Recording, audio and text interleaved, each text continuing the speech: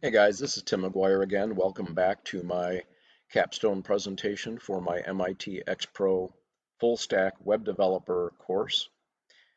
This is about my bad bank application. In this part two, I'm going to talk about my backend architecture, my API and DAL, and the database. The backend is a Docker container running in the cloud in a VM, in this case a DigitalOcean droplet. In that Docker container is my backend that services calls from the front end, from the browser UI, user interface, back into an Express app, and that in turn calls into a data abstraction layer, a DAL, to interface to a database in the background. In this case, it's MongoDB, but you'll see it could be replaced with any database because the DAL separates the application code from the database we choose. The other piece that's in my stack here, my inside of my container, is some custom code I've written called an M-code server. It's the start of an idea of a lot of reusable code I'm going to carry along into my company's applications. But this one specifically is being used to do detailed logging and exception logging for anything that happens inside of the application. This is the part I talked about in part one that allowed me to understand at a very deep level what's going on inside of all of these interfaces. And all of this was built on JavaScript and Node.js library code. Let me talk for a minute about the API endpoints that are in the backend application. These endpoints are being serviced by an Express app, which is the server app itself. And that is the starting point of all of that is server.js in the backend. And that is inside uh, my Visual Studio Code project right here under backend. And if you open that up under source, you see the DAL is here. The database models are there. The server code is here. The server code is the one that defines all of the endpoints and then processes them, doing logging along the way, and then making DAL calls where necessary to answer the front end. The endpoints in black are the ones that we covered in the class as examples. The endpoints in green are all the ones that I added to handle new features in the application, like the ability to delete an account or send money between accounts. But in the end, all of these endpoints, except the Apple ID login endpoint, go to the back end or beyond the back end and into the database through the DAL. Um, every one of the endpoints is documented again in JS doc so that I could produce automatically the JS doc documentation for the entire application. This is a practice that I use in my everyday work, and I will carry that on in microcode for JavaScript development. Because once you document everything like this, it's very easy to understand the application, even while looking at the source code and then through the JS doc stuff. Let's go a little bit more deeply into the API. It's a custom API, and the DAL in the background is also custom. Again, I did not use GraphQL or Strapi or the Apollo client. I wanted to write my own code like we did in the class and go a little bit deeper, make it a little bit more robust, more productionized with exception handling and logging, and to understand that byte stream of everything that's happening between my application and the pieces I'm reusing from the web through GitHub. I wanted to understand that RESTful API, and this was very educational. Being able to build it almost down to the byte level and understand what was happening. I feel very confident I understand how all of this stuff works now. This is a picture of one of my applications running, and you can see what my M-code server does for me. The icons and the colorization of the events and the readability of the events is what made this actually fun to do, is because I could watch my application running in real time and see this event log in real time, and it made it very it made it very it made it fun. It made it fun to develop this stuff. So the front end is doing calls from index.js. That's the starting point for our React app.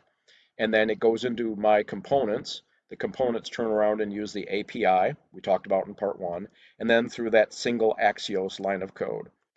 Here we are on the back end. The server.js code, my Express app, receives those end call or endpoint calls, and then it turns around and decides how to respond. In most cases, making a deeper call into the DAL, and then that in turn turns around and goes into MongoDB functions.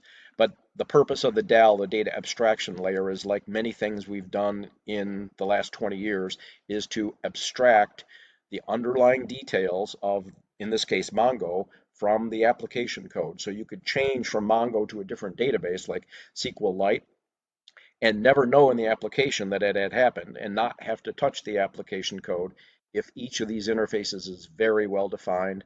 And that was what I was after when I spent the time on it. Let's walk through a quick example of how the API works in my application. You see on the left here, step number one is the React UI that is gathering up the data and initiating a call. The call is when the user clicks here, in this case, create. That then generates a call into the API to api.create, passes in all the parameters from the UI that the operator typed in or the user typed in.